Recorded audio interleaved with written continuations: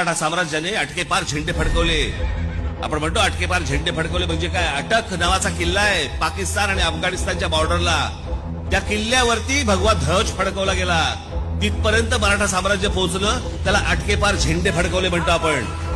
औरंगजेबाचं म्हणणं अत्यंत बरोबर होतं की हा विचार जर समजा आतमध्ये गेला त्याला कोणी रोखू शकणार नाही. या जर समजा शिवछत्रपतींचा पुतळा जर समजा तिथे बसवला आणि ती जर समजा भराव टाकलेली जमीन जर काय होईल?